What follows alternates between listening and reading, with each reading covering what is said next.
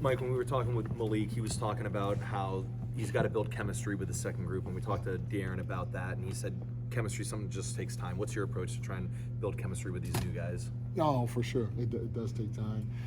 Obviously, the guys that were here last year, they're a little ahead of the guys that are new to the program. So we have to, as a staff, be patient while being demanding, and the players have to want to get it right sooner than later while trying to carry the new guys along themselves. How critical, I guess, could you be after one preseason game, or did you want to be after one preseason game?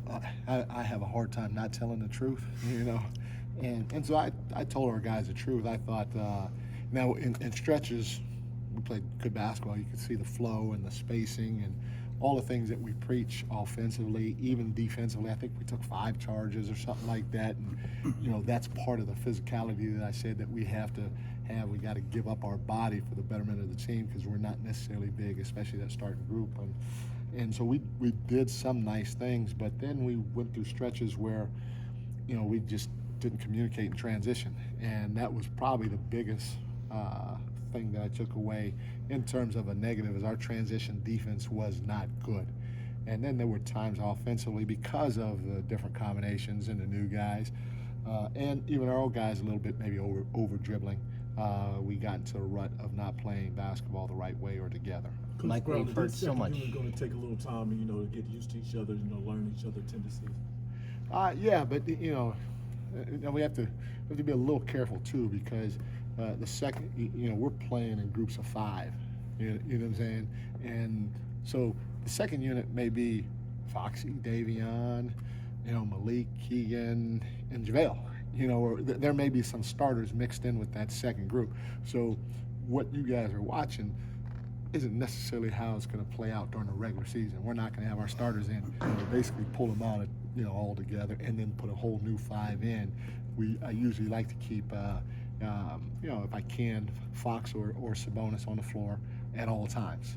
And Keegan's getting to the point, too, at times where it'd be great to have Keegan and Fox or Keegan and Sabonis on the floor at all times. So there could still be different combinations that you'll see once the year starts when it comes to quote-unquote second unit. We saw a little bit of De'Aaron and Davion playing together. Do you hope to try to use that a little bit more this year? They did last year at times, obviously Davion would come in for Foxy, but then, especially if Davion was playing well, he'd stay on the floor and we bring Fox back, because we just didn't take Davion out whenever Fox was out. Sometimes they did play together last year, and it could happen again this year as well. Mike, we saw the first 5, the second 5, and Sasha wasn't part of either of those and didn't play until the second half. Where is he at in his acclimation, and where is he at in your rotation as of right now? He's he played well for us offensively, I thought, against Toronto, and he's getting better. And again, like I said, we're just taking a look at different combinations. We may throw Sasha in with the second 5 and Dorte with the third 5. There's the only thing that may not happen is I don't think I'll mess with the starting 5, but the second and the third 5 can change it at any time. But Sasha, again, showed some of his versatility on the offensive end of the floor for us that people will expect to see come this year. Mike, do you anticipate that he would be in your rotation at the start of the season, and is like where you have him right now a way to help him acclimate and learn the system, since the learning curve is a little steeper for him? Yeah, that's a great question. I don't know if he will be or not. He's just got to keep fighting his behind off and getting better every opportunity that he gets, whether it's in practice and shoot around and or in the game.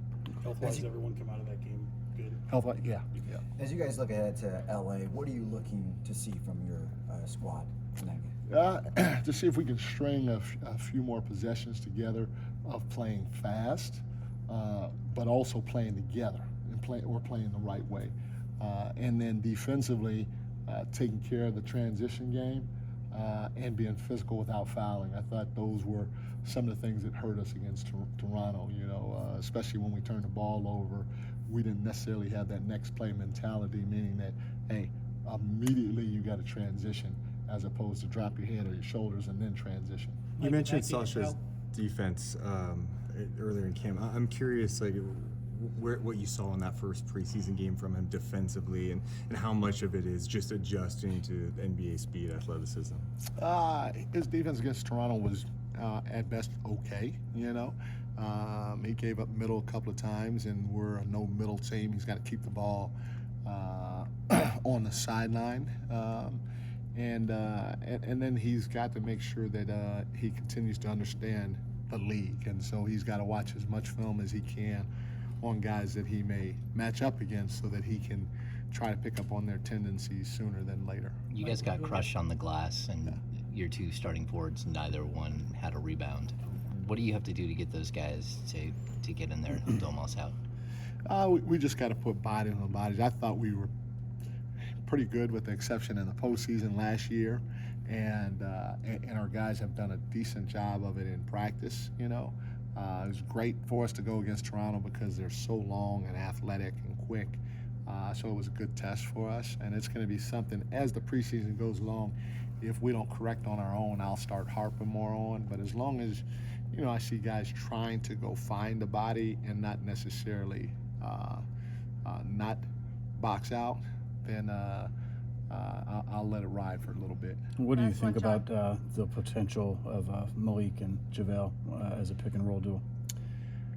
I tell you, it could be good because Malik is such a threat getting downhill in the pick and roll situation, and he likes to throw the lob, and he didn't really play with a guy last year that can just go get it. And so now as a big, you're put in a predicament. If you pay too much attention to Malik, which a lot of teams did last year, then you're going to put your backside in peril, because even when you have a small guy or whoever it is sink back on JaVale, they're usually not big enough to go up and challenge the lob dunk or anything like that. So that combination can be really good because Malik's a willing passer. Our spacing is usually pretty good, and JaVale gets in and out of that pick and roll quicker than anyone in the league, or almost as quick as anyone in the league. If there's a couple guys better, I don't know. But and then that length, makes it dangerous with the shooting that we have. So it could be pretty good.